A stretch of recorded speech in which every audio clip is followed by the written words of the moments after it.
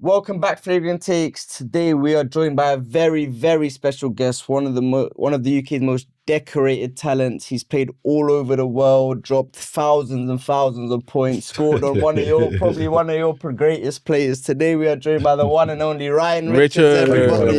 Appreciate it. I like that. Listen, Thank you. Thank you so much for coming on. How have you been? I've been very well, man. I've been seeing you boys killing it online, and I'm happy for the invitation, man. Thank you.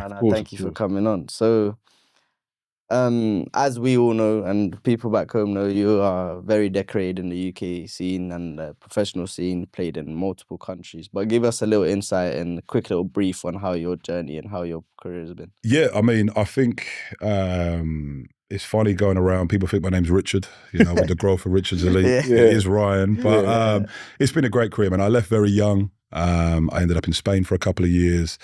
And then I got drafted, spent a year and a half there rehabbing, and then I went back overseas and I stayed overseas, and I've been everywhere. I think I've been in a total of 32 or 34 teams, 67 countries in total through basketball. 67? Yeah, so it's been a special journey, man. Yeah. I mean, I've loved it. I wouldn't change it. I would change some things, but I wouldn't change how it played out. Definitely.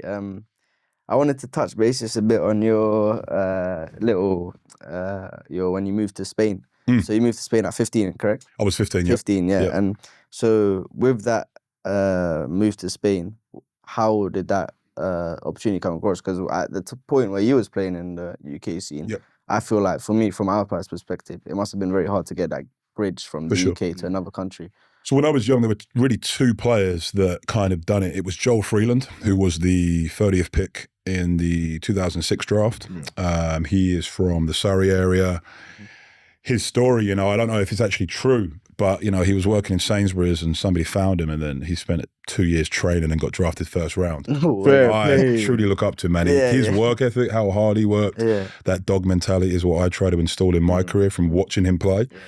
And then there was Dan Clark, who's now has a lot of involvement with GB, and he was at Estudiantes in Madrid, and Joel was at Gran Canaria. And both of them had caught wind about me, those clubs, and they came and watched me play, and both offered me contracts, professional contracts at the time.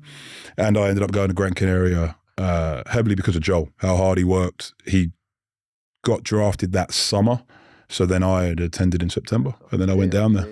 Now, getting a pro contract at 15 is a massive achievement, first of all. That's sick. But also, how did that must have shaped how you thought about basketball in the future? Because say if I was 15 and I got a pro contract, I'm thinking I'm going overseas as well. I'm going overseas. Basketball is all I'm going to do now. At that point, you must have had a lot going on, even leaving your home country, leaving your family there, going into Spain. So how did that shape your outlook? Yeah, I mean, I come from Sittingbourne, Kent, which is, a lot of people don't know it, but it's kind of like if you're in Southend and you look across the pier, that's it. There's nothing there, not much. It might be one of the worst towns now in the southeast.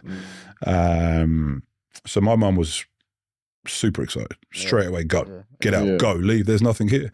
So I was excited to leave. I didn't really want to stay. I mean, I would walk an hour to school, dribble with my left hand, and then I would play during break. And then I'd walk an hour back home every day just to work on my handle. So I loved it. I mean, so to then go to Spain and visit it, they brought my whole family out. They knew what they were doing. You know what I mean? Dinners on the water, they wine and dine me and my mum, and it was a no-brainer. I wanted to go. And we were working 3-4 times a day. So the adjustment was easy. Ashley Hamilton was my roommate. So we were roommates from 15 to... probably about a year and a half, I think, because I think he went somewhere, then I went to Real Madrid. I actually went to Real Madrid, and he went to, I can't remember where he went now. I think he might have went to LMU. Yes. I seen. Yeah, okay, so he went to LMU and I went to Real Madrid. So I loved it. It wasn't really a hard adjustment at all. But the money side of it, growing up where I grew up, I was the only mixed race kid in Kent. I didn't really have, and I grew up in a Jamaican household. So if you weren't that was the lamest thing you could be.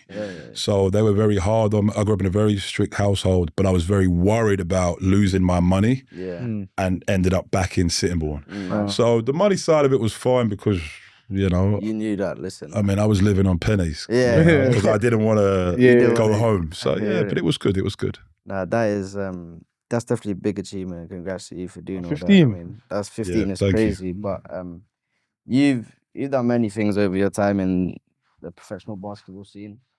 Some of your just a little smaller achievements here. NBA draft pick 2010, Austrian League champion. Yep. Am I correct? Yep. 2013, and the winner of the TBT tournament. That's a good one. In the overseas, that's a great one. That was the best one by far. Yeah. Oh no. Yeah. So if we were to pick apart all of those, now as being a champion, in the Austrian League, and also you've probably won many things over your career. What do you believe is one thing you would tell the younger generation, or even people who are still playing at older age, if you want to be a winner, and you want to come into a scene and you'll be like, you know what, this is how I'm going to win after you've done it for so many years, what is that one thing you tell them? Buy-in. I would say buy-in. I think, 15 feels like yesterday, and I'm 35 in April, right? So I think you've got to buy in. I think you've got to play the game. You might not respect the coach, might respect the program. You might be thinking about next year or where I'm going to go, but you have to play the game. I don't want to say pretend, but you do have to play the game that you want to be there, that you're for the team, that you're in that moment and enjoy that moment, because it goes so fast, it goes so quick. So I would say sacrifice, for the better of the team, but buy into the program and don't give any, don't show that you're frustrated or you don't want to be there or you're thinking about the next move.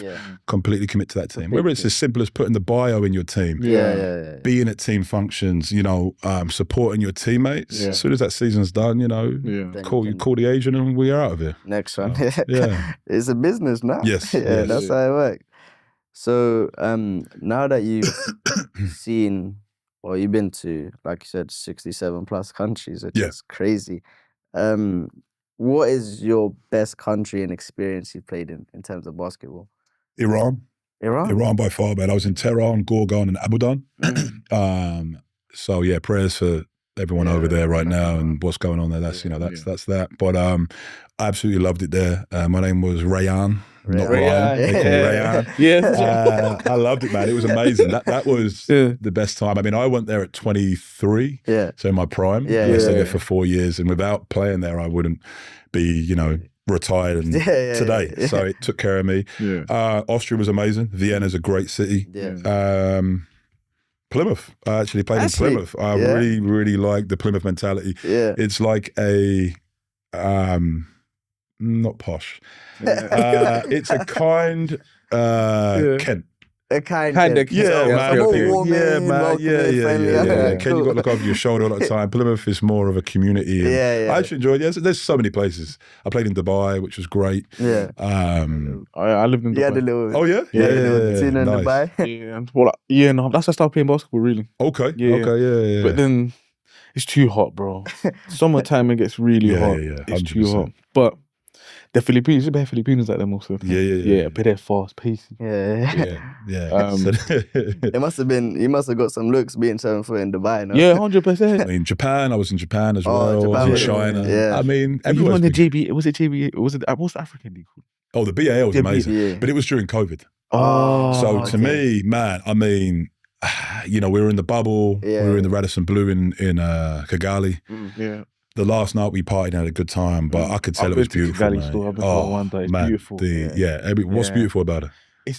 It's the we call it, because we went to my dad lived in near the border of Congo. I've got photos still. No, I'm saying the women, bro. The women. Nah, man. Ramadan. I hear it, bro. But it's beautiful. The scenery is amazing. The last night we partied so hard that I was hungover, I couldn't get up. And they went to see the gorillas the next day. And I was so mad. And I missed it. And then the next day I had to leave. And then everyone in the airport, did you see the gorillas? Look at these pictures. And I'm hungover like an idiot. So I missed that opportunity, but I do want to go back. I want to go back. No, it's beautiful. The BL was amazing. I'm a huge supporter of that. What they're doing with BAL, I try to look at a lot of that and implement with what I'm doing. The post was nice. I post it all the time. Come on, bro. It's like a demon came out of you on that one.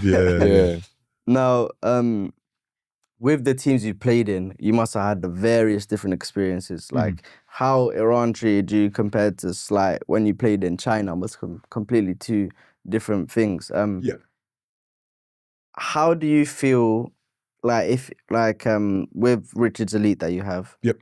How do you feel have you taken small pieces from each of the different countries you played in, different programs, and combined them into them?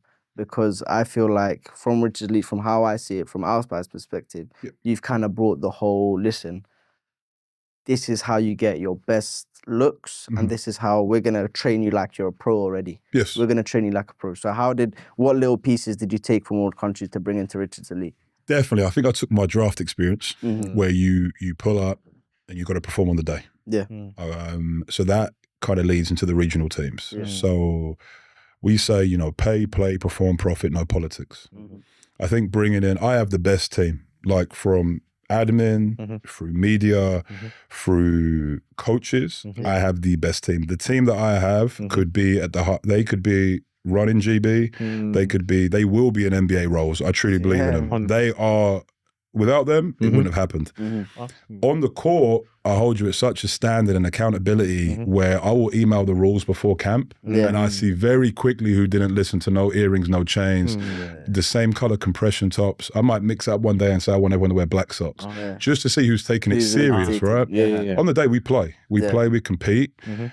A lot of times at my club or my coach I don't care. I will sub you for not taking a shot. Okay, then taking a shot. All right. So for me, it's taking all of that and adding it where how I had success. Okay. It's also gaining a reference. So I think people look at it like, oh, it's a camp and it's this much. I get moaned at by my team for bringing the price down every year. So every year, I bring the price down. We go nationwide. We try to bring people in. But at the end of the day, it's who's the best on the day. I don't care what you have done. I don't care about your achievements in this league, that league, Prem, CBL. It doesn't matter. Because in the moment, you have to prove who you are. 100%. And, parents love it. The parents are welcomed in to watch it. The kids love it. And again, it didn't start as a community piece. It was really for kids that were from places like where I'm from. That didn't get any looks or attention. The people, it's just exploded. And then you've got NBA draft prospects from America coming over, kids from Germany, Switzerland, the best players in the country that I'm told. We'll find out soon with the ranking system. But it's just been amazing. But it's become so big that Reeba SL now has to happen, where people want to play.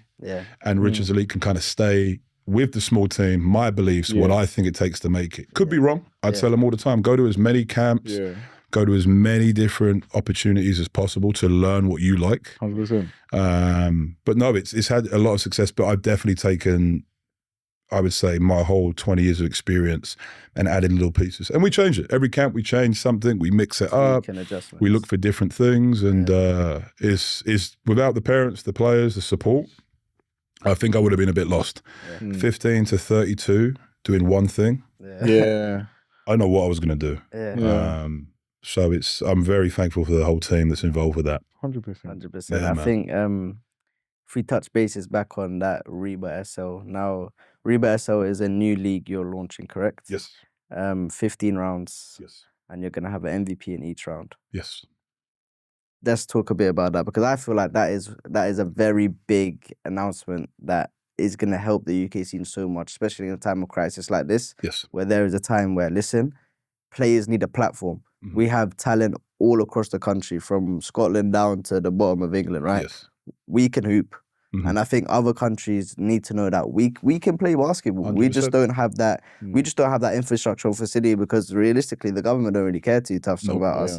So I think people like you who have seen all across the country and now making it back to the home, bringing that grassroots basketball back. So I think that's really, really sick, and I appreciate you for all of that work. Oh, thank you. Yeah. One player that I've seen from, I think one that was an MVP was NBA Chris. Yeah. The one that broke the backboard and So let's talk about that Summer League. Let's SL and let's see how it works. Like, how is it? So again, like I said, it's 15 rounds nationwide, and it will end with a grand final. It would be at Bellevue, okay, and it would be at Copperbox or UEL, one of those two. So the 15 rounds you play and you compete, and from there you will be selected for Reeba Select. So you have Reeba SL, and 15 rounds, and then the best players will be selected to play in the Reeba Select. It's a platform to play. And I know a lot of people are playing and saying, okay, we're getting no funding, we're getting no love, the government don't care. I don't really work that way. You know, to me, from a kid, I said I want to get drafted. Okay, every day I would tell myself at 13, 14, in Sittingbourne. However, it happened. For me, I want to create the stage that UK players deserve. And that's what Reeba SL is. I understand that people don't want to spend money. They want to spend money if they're thinking they're getting something out of it. I understand that there are all these great big shows and events in the UK with NBA players coming in. It doesn't develop players. It doesn't create a organic community. It's a process community. Certain individuals eat off of that and very few others don't. Okay, and to me, with how we are building and how the momentum that we received with Richards Elite, now is the right time to do it. Definitely. I think we're the only country in the world that play basketball for 6 months. That has to change. I think we have one traditional system, which is NBL. You play in your region and you go to your super region, and then you can maybe play a Manchester Final Four. Every round is a show. Every round is an event. Every round we see who is the best and you are ranked. And there's a prize for the fans as well, which we spoke about. So to me, I'm excited for it. Having current NBA players, ex-NBA players, high-level pros coming through, like the Drew League, like the Miami Pro, they're going to play. You can now test yourself against those players. You cannot call an agent that is working in real markets in Europe and say that I am averaging 24, 25 points in Division 2 or 1 England. It doesn't work. It doesn't work like that. And I'm tired of people believing that and being disappointed. And that's why when we did the TBT last year, Chris, there was huge hype around it because it was a chance to make a team and play in Kentucky. 100%. And it happened. And to me, I think this is what the UK needs. We're doing it our way. We're not funded. We're not backed. It's the community and people coming together, pushing it. And, you know, from what we've done with Richards Elite, I know that it's going to be successful. Nah, definitely. I'm really excited. I'm excited for it too. So on that league, what is the age range? Like, where does it start? Where does it end? So we have 14s U, 15s U, 16s U, 18s U, and 19 plus. I think 19-year-olds playing in U20 stuff is ridiculous. I think you need to be playing with grown men. 100%. If you're born in December on this day or I don't want to hear it. You're 14, play with 14s, 15s, play with 15s. I get it. I want to play up for better comp. Trust me, there is good players nationwide. And we have been nationwide. So even though in your region, you might be tough. You play in. You might be in I play up. Let's see if you are the best in the country. 100%. Let's see it. So when you're bringing players from Newcastle, Wales, Plymouth, let's see. And it's going to be exciting, man. 100%. And it's a way for everyone to connect. Definitely. Like everyone will get to know each other and then now become accustomed, like, okay, this person's there. And then because, you know, as much as the UK says we have a disconnect to other European countries, I feel like the UK has a disconnect to its own cities. Like when I'm playing basketball, I'm only ever hearing about what's going on in London. Of course. I've never ever heard of no the funding player. is in London. And the big events are in London. The only people I know about are from Manchester and London. I don't really know anyone from Surrey, Plymouth, Newcastle. And Surrey have a first-round draft pick. Kent have a second-round draft pick. Man. The Midlands have a second-round draft pick with Amari. Like you understand? Like you got to see it now. Like, and something has to be. But all the money is here. It's here in London. I get it. I understand it from the business side, from the grants and the funding side. But we've gone outside the box. And the growth of Richards Elite is because we've gone nationwide. 100%. If we stayed in Kent or London, it wouldn't be where it is. I actually have a list of ways. So you guys have done it in London, Manchester, Birmingham, Kent, Nottingham, Leeds, Bristol, Newcastle, Plymouth, and Cardiff. Is there any I'm missing? Chichester as well. Chichester, Bristol we're going to. My car, man, my poor car. Miles. Is the Cardiff one new? Cardiff one is new. That is at the end of the month on the 28th, 29th, I think. Make sure you sign up now. So you're gonna add more. You're gonna add more cities slowly by slowly. Do you think? So Richards Elite are camps nationwide. And Kent, London is Team Southeast. Okay. Plymouth, Chichester, Bristol and Cardiff is Team Southwest. Yeah. Okay. Nottingham, Birmingham is Team Midlands. Newcastle, Leeds and Manchester is Team North.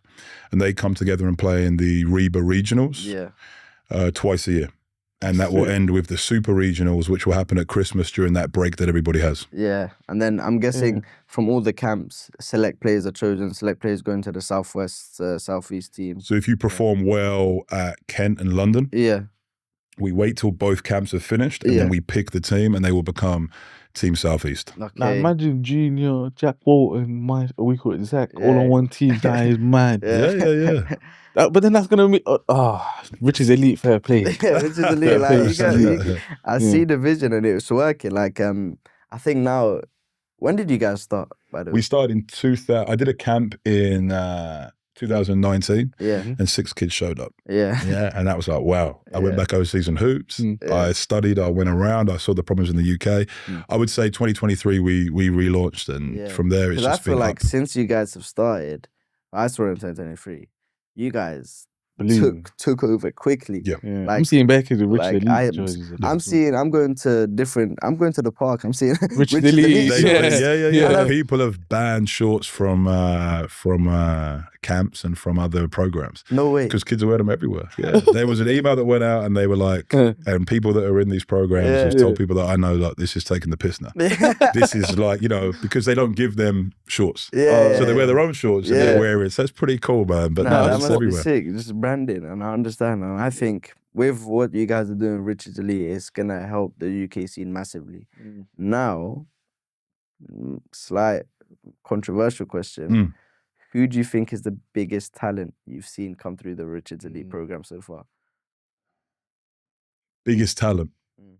How do you identify talent? What's talent for you two? Talent is in the best player who's come up on the day, performed, showed you that, listen, I can hoop, and that you need to bring me on another level.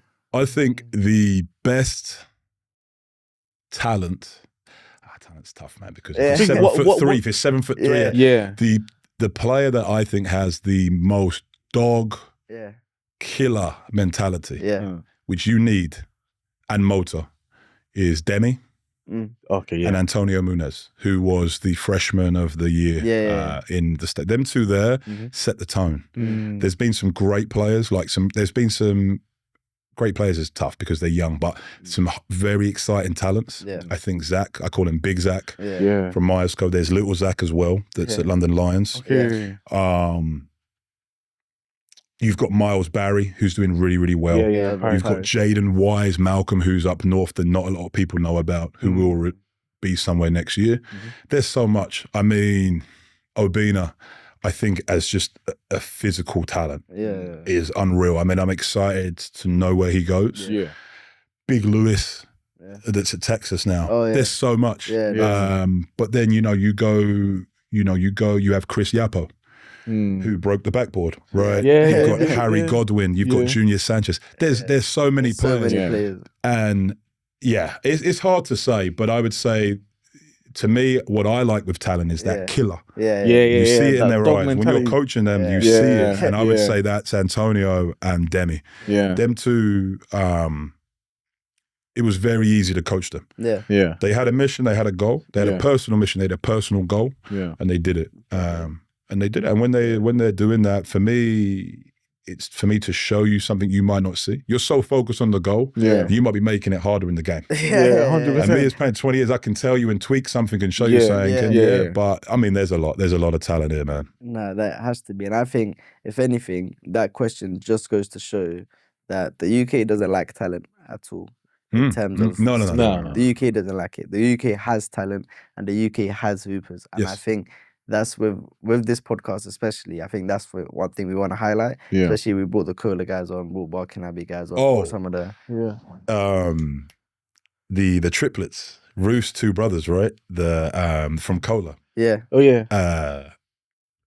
what's his name? Twins. Yes. What's the one that just went to Abu Dhabi? Daniel? Was it David? David? No, Daniel. Special. punched on 3 of my 7-footers. I wanted to do. Kirby's another one too. I like Kirby's my guy, man. I like Kirby, but I like him a lot. He hasn't been to anything with Richard's Elite, but I went with a big lineup. I went 7-1, 7-2, 7-3. I'm sure you guys will find the clip. Punched on all 3 of them. And then Drew. As well. Drew. There's a lot because I see him. I ask him, like, wow, what pathway they're on, I don't know. But there's so much talent. I mean, I'm excited. I'm hoping everyone comes through to Reeba SL and we see it. But I think that would be good. I think anyone it'd be a very good move for people like that who want to get to the next level to take that move to the Summer League. I think those guys need to come and play in the older and play against the pros that come home, and then to create that connection. Maybe they play in their own age group, it's fine. But I think for them, it would be great for them to play against.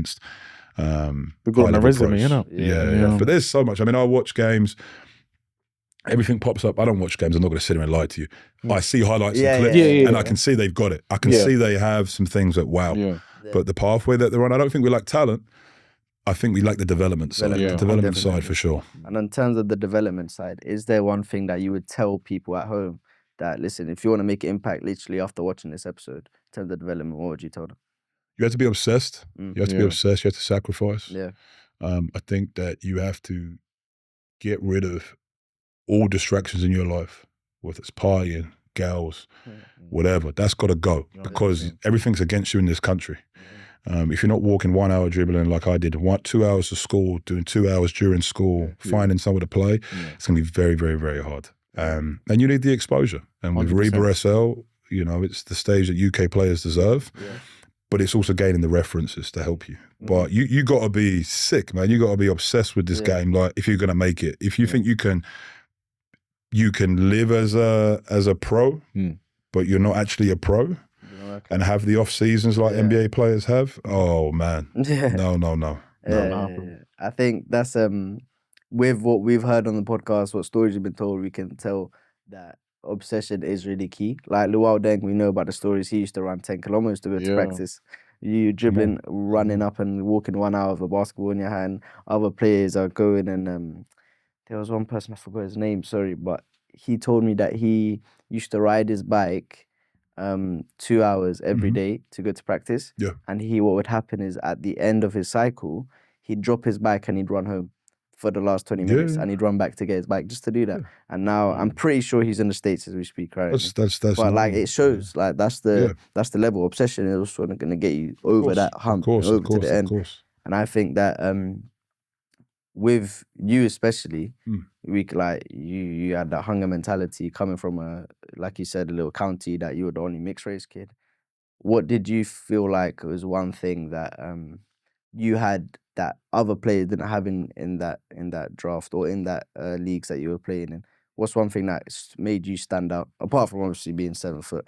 When I went abroad, I mean, everyone was big. I think for me, I just, I think I wanted to prove everybody wrong. 100%, yeah. I mean, my coach in England told me that I wasn't good enough to play for England, right? Yeah. At 14. 1 year later, I'm still today the youngest player to play in the Nike Hoop Summit and represent England in the Nike Hoop Summit, right? I'm playing with Derrick Rose and Kevin Love. So these comments that people are giving me, that's just fuel. But with the new generation, what I'm seeing now is those comments can ruin and kill a kid. Kids today, the amount of exposure you get, the confidence is the lowest I've ever seen.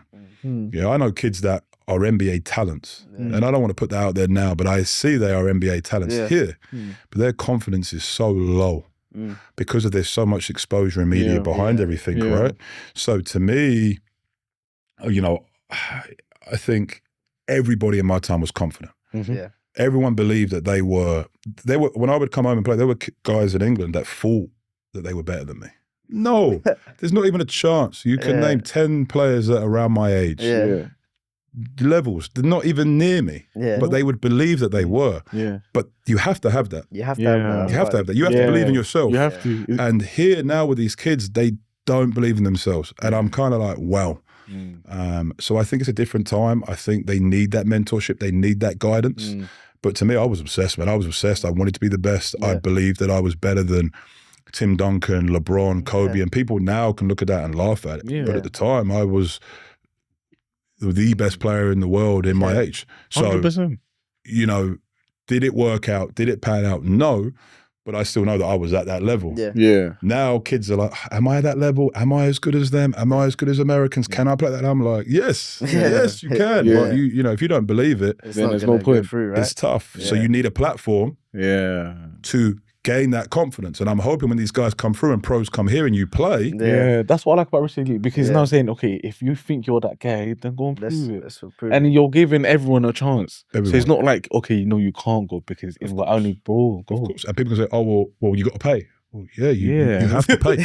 I tell the story, Jonathan Simmons, and maybe you fact check it, but he paid for a tryout, a G League tryout. Yeah. He was my teammate on the training camp with the Spurs. He cleared 26 million. So he paid for a G League tryout and then made the Spurs roster and become a champion and made 26 million. You tell me people in England don't want to pay money for an opportunity. Oh, well, I want it for free. You want something for free. Yeah. But at the end of it, what are you gaining? 100%. Are you gaining references? Are you gaining film, statistics, charts to see where you went wrong? And you're not. So of course everything comes at a price. And I think it's now people think it's bigger than just a camp. It's bigger than just. That's all it was to start, and it's become that. And it's now become a place where this is how you get to the next level. This is a stepping stone to make sure that you, first of all, you go from your National League, Prem League, you go play in the Reeba SL. The Reeba SL highlights all of your good parts to your game, but also the parts that you may have to work on. Of course. The statistics you guys do, the film you guys have, and then using that can all move you on to the next level, which I'm guessing is all that. But our kids doing that, or our kids getting the VO and chopping it up and making TikToks and being funny, and it's just probably. But then now, if you can become viral online and you can get NIL money, why not? So what's your goal? So I sit down and I say, what do you want to do? I want to retire my mum. Did you hear that in a song, or do you actually want to do that? 100%. Yeah. So now let's know who you are. If you want to be a viral sensation and you want to dive into the influencer space and then you can do it. Yeah. You can still make money through the game by doing that, which I don't think is a bad thing. 100%. But there's different ways to make money now, and I think that if you are like, no, I am obsessed and I want to be the best and I want to get to the NBA, I want to go D1, you might take a different path. Yeah. But I mean, I give out VO probably 8 p.m. every night. After camp, I will see TikToks at like 8:12. I know they haven't watched that film and actually studied the film, but it's what you want, you know, and it's it's what you want to gain from it. No, definitely. Yeah. Well, our name is Fragrant Takes. We are known for our hot takes, and our somewhat controversial stand in the influencer scene. So first of all, do you have any that you have off the top of your head that you're like, listen, I need to get out there? Or if you don't, we can definitely ask you a couple of questions if you're like.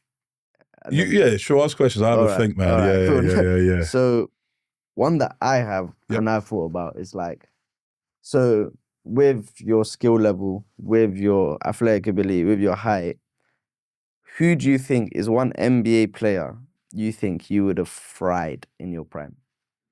In my prime? In your prime. The only players I don't think I would have fried is Joel Embiid and DeMarcus Cousins. Like that's the only two, because I would have had to guard them and I wouldn't be able to do anything with them, but I don't think they would be able to do anything with me. And and then obviously I think Wemby is going to be the greatest player of all time. Yeah. I mean, I've watched Jordan, I watched LeBron in Miami, I watched Tim Duncan every day, Tony every day, Ginobili every day. That game against Dallas, when he dropped 50 on AD, that was my, when old heads talk about Jordan? That was my moment. I've never seen that in my life. So, so what was the question again, sorry? So someone that I couldn't... That you think you would have fried? Oh, yeah, I wouldn't have fried Wemby. I think I would have fried everybody. In my prime, I was different. I was before my time. I was him. But them three, there's nothing. I couldn't do anything with them. Shaq, again. But taking Shaq outside the key would have been funny for me. So, yeah.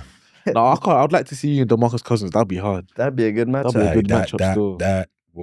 That man was different. Him and Embiid to me are. I don't.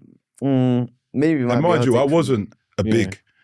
I was a wing in my prime. I was like a tweener. I was more of a tweener in my prime, but now I'm big and I'm eating good. People compare me to Cousins and Embiid, and I get it. I get it in Jokic because I slowed down. Right? But in my prime, I was more of a Lamar Odom, KD, Yeah. Chris Bosh. I'm not saying I'm them. I was me. I was More Ryan of a- Richards. I was me. Yeah. I was different, but I was on the wing because there were bigs down there. Yeah. But yeah, them two right there, I could do night with. Nah, definitely. I mean, to be honest, that Wemby, like you said, you think Wemby's gonna be the face or the greatest player of all time? great player of all time. He's not normal. Yeah. He's wired Bro, did you different. see You when he see rolled he's his- did he wired different. Yeah, but that's why he will be great. Yeah. You could have everyone in here drinking, smoking, having a good time with girls. He'll be there reading a book in the corner, meditating. Yeah. Bro, do you not see him when he rolled his ankle? Yes, he is different. I would have been with that group. Yeah. He would have, he's different, bro. To me, he is different. He's different, man. Yeah, he was with monks in the summer. He shaved his and everything. Come on, what 19, 20-year-old is doing that? Yeah. And it's not a show. He's not a show, bro. That's who he is. That's who he is, bro. Bro, I knew he was a bit mad when he actually genuinely rolled his ankle. I knew if I rolled the ankle the same way he did, I would not be getting up. Bro, got up. He was on the fast break. Forget about that. Yeah. It didn't make no sense. No, he is. Yeah, man. He's different, man. Him. That's it. There's not even anyone I can put in that. He's different, bro. Yeah, definitely. Yeah. You have one? Or not necessarily. I can't lie. Not really a good one. All right. Well, I have one that I really want to know is, what is one team or program that you played in that you felt either did you dirty or you felt like you didn't have the ability to be Ryan Richards? Because I feel like a lot of times certain programs will bring you in and be like, yo, we see your height, let's just play you at the big. Yeah, it's not usually the program, it's more of like the people that are already on the team that have been there before you. Because when you turn a pro, it's real like, if us three are boys and he's new and he's nice, we got to make sure we get our contracts. So we got to keep him over there. I wouldn't say it's the program as much. Done me dirty, Icaros in Greece, owe me 60 grand. So give me my money. Yeah. That's it. I've been pretty lucky with money. Who else? Cavello in Estonia. They owe me money as well. Pay me my money, man. So them two. Apart from that, I wasn't really done dirty because I was versatile. I could adapt. And I was always about the money. So when I would go somewhere, okay, you're the old guy that can't move your feet, so you're a stretch four. Let me run hard real quick and catch these lobs. But then I would talk with the other player on the other team, and I would say, look, he's slow. Attack him. Get him in foul trouble so I can go to my position. I played the game, man. And I was all about that. But done me dirty? Nah, not really. I've probably done myself dirty in situations where I could have just maybe shut up or just got on when I was younger. But when I got older, I realized very quickly that politics are so in anything. I know people say, oh, politics. Anything you do in life, bro. Any job, any business, there's going to be politics. Do you feel like you were a hothead when you were younger in basketball? Did you get angry quickly? Did you, or was you more like not laid back? But no, I would get mad when like people felt that they could like guard me. Like I always tell these stories. Like people, like there's a guy, Matthew Bryan. I'm sure you guys know him. And love Matthew. I love him. Right? He's the love hate guy, but I love him. But the fact that he used to believe that he could guard me, and he would talk to people. I mean, no, like stop, man. So I would get myself mad, and my closest people around me knew it, and they used to mess with me, and like say little comments. But I used to get mad when people used to think they could guard me, or they would tell people on their team. Be like, nah, Ryan ain't that, man. I got him. Come on, like Carl Kerry. You know Carl Kerry? Oh yeah, Carl Kerry, Manchester. So he would tell me what these guys were saying. It might not even be true. It might not. They might even have said anything. But no, that would get me mad, man. But not a hothead. I think, just like. Any ejections in game?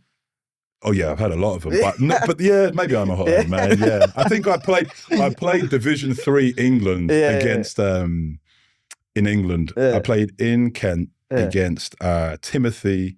He's now in the States, big fella. I don't know his last name. I don't want to say it wrong. And we lost. He's a young guy and he's doing his thing. And the referee called 2 travels on me. And I'm like, How? I had a 20-year career. You calling it a travel, a Division 3 game. So I think I stormed out that game, man. So yeah, you know what? Yes. To answer your question, yes, bro. I'm a hothead for sure. And now I get mad at the kids. You know, like, he can't guard you, bro. Like, shoot the ball. Why you ain't shoot the ball? Like, oh, because my coach tells me to. Your coach ain't there. Shoot the ball, bro. Like, so I feel I got what's going on. You know, I remember I seen Hooper UK did a poll on best hoopers in the UK. I think majority said London. Where would you think is the best UK hoopers? Ooh. Best UK hoopers? Yeah. Where do you think they're based? What's the best? Birmingham. Birmingham has a lot of hoopers. From travelling, Birmingham has a lot of hoopers. I think London has the most talent. But the best players are not. I think the best players are from towns. Yeah. Kent, Surrey, Nottingham, like them type of places. Yeah. But best hoopers, I think you've got to go with London. I think you've got the volume. Yeah, that's what I was gonna say. But I feel like London kind of makes it unfair because of the fact there's so many people actually play in London. Yeah. So it's more of the fact that if you have more people, there's gonna be more things that you're gonna expect. Somewhere like Birmingham has less players or less people in general. I can't lie. Birmingham has a lot of talent. Yeah. But London. I mean, who are the best players in the country right now? Best players in the country right now, on what level? Under 19, 21? Under 19, 18, 17. Who are the best players in the country? From my school. Yeah, Big Zach, yeah. I think the... So he's from up north. He's not from... Is he from Preston? No, he's north west. So I don't know exactly where he's from, but I know he's from up them sides. Yeah. No, I feel like there's a lot of good level of hooper all across the country. My thing is, I feel like really no one outside of London gets the right exposure unless you're at a big academy like Myesco, Manchester. And I think that's they have a great name, the ABL, kids love it. But a lot of the kids are disappointed by the time they finish. Definitely. You know, it happens a lot of the time. And I think if you are a big academy, you're going to draw a lot of kids and a lot of attention. 100%. But kids also want to play. 100%. But I think that you should focus more on the development side. So if you're a 15-year-old, go play conference. Go play conference and drop 60. 100%. You play Prem, you 1 year younger, play 3 minutes. But some kids want to put it in their bio. Yeah. I play Prem. I play Prem. Play, bro. Score, get reps, get records, bro. Like, you know what I mean? I've got a question for you. Yes. What's your personal opinion about UK coaches? UK coaches? Yeah, in general. I feel bad for them because of there isn't any money here for them to make money. I think people forget that even at the highest level, you are paid to be a recruiter. Right? So UK coaches are recruiters. Yeah. When you recruit, lies can be told. Yeah. But without them recruiting kids or talent, they're not going to be paid. Yeah. And coaches they're grown men. They have families. 100%. They have bills to pay. They have to do that. Yeah. I feel bad for them because kids look at coaches and think, oh, he's my coach. Seen that funny TikTok? He's my coach, my chef, my doctor. They expect the coach to do a lot more. And the coach, they're just trying to survive and get by. You know, for me, the coach that come through with me, I try to give them opportunities. One of my coaches coached at University of Kentucky. Try to help them move on and go places. But I feel bad for them because usually a lot of them are on hourly. Or they're on an academy contract. They don't really have a background in developing talent. They're also trying to win because they want to win to then move up and then get a coaching job. But then they're supposed to develop kids. And I feel sad for them. I think they have to do too much. I would like to see a lot of players come back to their old clubs and have a development role more so. So the coach can focus on coaching what's best for the team. Yeah. So do you coach? Will you coach your... I'm not a coach. You're not a coach? I'm a coach, but I would tell you now, I'm not a coach. Like, I'm a mentor, bro. Like, I'll be there for the boys, but my guy, man, Fuad. Fuad. I like it. So you see me, there's a video. I'm there like, move. That was a horrible shot. It's a shot that I would have took. But, to me, I'm not a coach. Like, I can coach at this level. I can show you what you need to do to play the game to move on. But, I'm winning, shout out to Kent Pampas Academy. I coached out there. Them boys are undefeated. They're in the national semi-finals. I enjoy coaching. I do like it, but it's not my game. Is there one thing that you've learned that is completely different to anything you learned as a player through being that coach? Like in all of your, however many years you played the game for as a player, compared to now you're going into more of a coaching standpoint, mental standpoint? What's one thing you've learned that you didn't learn on a player standpoint? I think that players, I wasn't a team player. You know, leaving at 15, I had to learn how to survive and squeeze the most out of a situation and get my contract and get my money. I think for this generation, they just want to be a part of something. I think they want to be a part of a team and they want to be on the journey. I think they like that. To me, I'm more of like, hey, you got to be a killer. But when I mention those players that have that look and that obsession, it's easier to coach them. I think with this younger generation, they want to belong. They want to be a part of something, and with everything that's going on in the world, bro, I think that's nice. I think that's okay. Everyone isn't cut the same 100%. to, you know, be a pro young. And I think there's a lot of late developers. But with me, coaching, what made me realise coaching here in the UK, confidence is so low, man. It's so low. They really, really question themselves. And the guys that do have confidence, they stand out very early. Definitely, yeah, you can tell. There's a lot of players I know and people I played around where when they were confident from young, it shows, like, it will show now. Because the players who might have been, like, nice, but didn't have really that confidence, haven't really built that over the years. Meaning that their game might have developed, but they can't put it into action because they don't have the confidence to do that. So I think, you're definitely correct. And the pathway is out of whack. The pathway doesn't work. The NBL pathway for the youth doesn't make sense. You know, we're breaking those barriers where you come to camp, regionals, super regionals, compete. So now you can test yourself around players around the country. I've got to play for this club, and hopefully that this club wins the league, and then wins the league, and then goes to playoffs, and wins the playoffs, and plays on the big stage. 100%. You come to camp, you're 2 steps away from being on the big stage. And I think that's the cool part. Also on top of that, really, to be honest, that big stage, it's a big stage in the UK, but I don't think a lot of, like you said, you can't really tell a coach over in Europe, dropped 30 in Surrey. That's where you need the reference. That's why when you go to a camp, who's going to be my reference? Think when these coaches say, I know so-and-so and so, go on their social media and see if they even follow them. But they're like, you know, think who is selling you this stuff. And I get the coaches are recruiters. So they have to sell something in order to get something. Definitely. But with us, there's no politics. Pay, play, perform, profit, no politics. And the scouts are in the building. People are in the building. Also think about it, because the NCAA is now looking at pros, like, you know, younger kids that are playing in pro leagues. So now if you're bringing under 19s playing with actual pro players, that's that one game film against a Euro Cup guy, a Euro League guy, an NBA guy is worth way more than 30 games in the British League. And the thing I'll finish up with, I know it's been good, but like when you are a British player and you go abroad, you are repping the whole UK. Like there's a stigma about us as British players.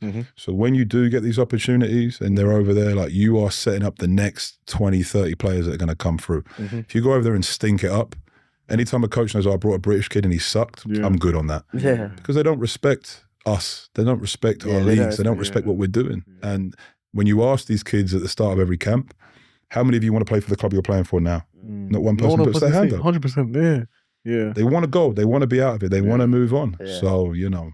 Do you think that's a good or bad thing? I think it's a great thing. Great thing. I think the system is broke. I think if you say a hot take, I think Reeba SL will be the biggest platform in the UK 100%. In 3 years. In 3 years, it will be the biggest platform. Do you think for sure? Do you think some academies will join your league? They could. But that's something that, to be completely honest with you, I'm a bit against. I think for me, you sign up as an individual, you get put into a team, and it's the best on the day. It could become something, but I would need to have sit-downs with those people and understand that we're on the same page. But it could become a team. It could become team with time, but I think that it's tough for us, man. And we need to work together. We need to stay together. 100%. And what you guys are doing is amazing. Appreciate bringing people together. And we need more of this, you know. 100%.